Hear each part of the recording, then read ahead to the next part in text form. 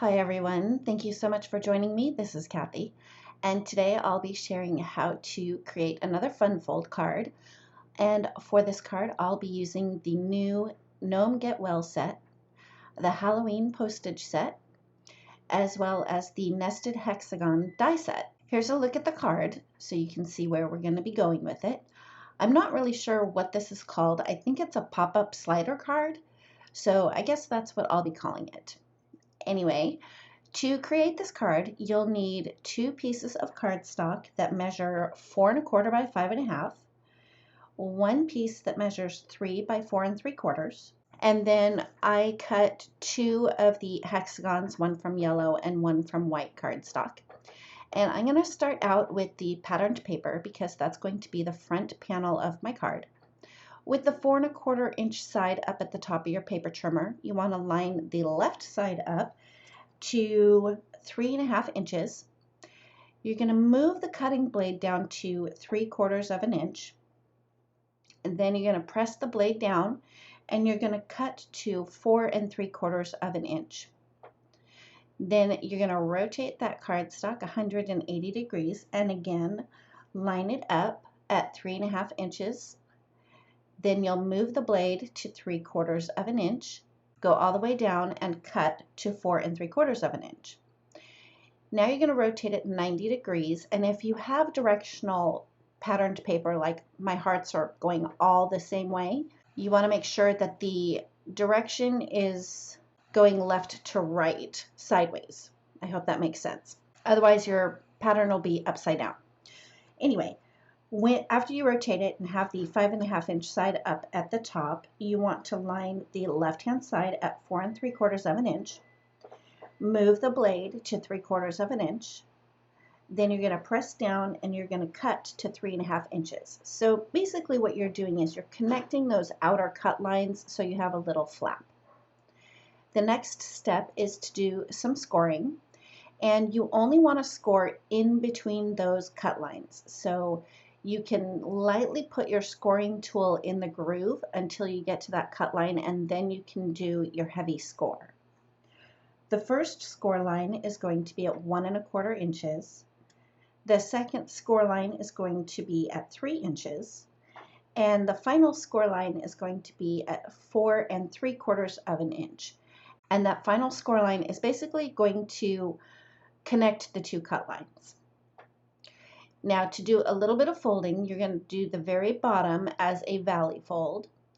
The second score line is going to be a mountain fold. And then the top score line is going to be a valley fold as well. The next step is to cut a notch in the top of the cardstock, and I just used a little circle punch. You could use a die or a larger circle punch, it doesn't really matter. Then you want to line up the other piece of cardstock that's 5½ by 4¼ so that you can punch a second notch. The next piece is the piece that measures 3 by 4¾ and you're going to adhere that to the back side of your front panel. When you adhere this to the back side of your front panel, you only want to put adhesive on that very bottom flap. Make sure that you don't put adhesive above that score line or any further out. Next, I took a pencil and did a light line around the little notch so that I would know where to stamp the word pull. And the stamp pull comes from the Halloween postage stamp set. And I did pull it up just a little bit, make it easier for me to stamp the word. Then I very carefully erased around my word because I used VersaFine Onyx Black ink, and that does take a little bit of time to dry. Now I flipped that front panel back over, so I'm working on the back side again, and I'm going to add adhesive around the outer edges. I am using 1/4 inch score tape, and when you do this, you do want to make sure that you get the adhesive all the way out to the outer edges and don't get it too close to the pull-up panel. In this case, it's that solid yellow cardstock. And for this, I would recommend that you use a very strong adhesive like score tape, just because that centerpiece is going to be pulled up and pushed down. It stays in place on the card front. After I removed the release paper, I lined up the other piece of 5 1/4 by 5 1/2 piece of cardstock and pressed it into place on the adhesive. Next, I just used my tape runner to adhere the white hexagon to the yellow hexagon. One thing that you really want to keep in mind when you're adhering the hexagons to the front is you only want to place adhesive between the very bottom score line and then the second score line. So to be safe, I just did 3 strips of my adhesive down the center between the very bottom and the second score line. And then I did a strip of adhesive on the very bottom of my hexagon. And then I adhered that in place. For my little gnome, I wanted to have him popped up, so of course I put a whole bunch of foam tape on the back side of him and then added him to the front of the card.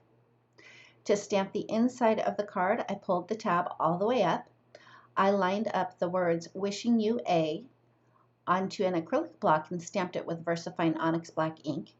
And then I stamped "Speedy Recovery" underneath that. So the entire sentiment reads, "Wishing you a speedy recovery." Now, if by chance you want to write a longer message on the inside of a card, you could adhere this whole panel to the front of a top folding A2 size note card. I'll make sure to have all of the supplies as well as the measurements of the cardstock needed listed in the description box below for you. And that's it. That finishes up my card for today.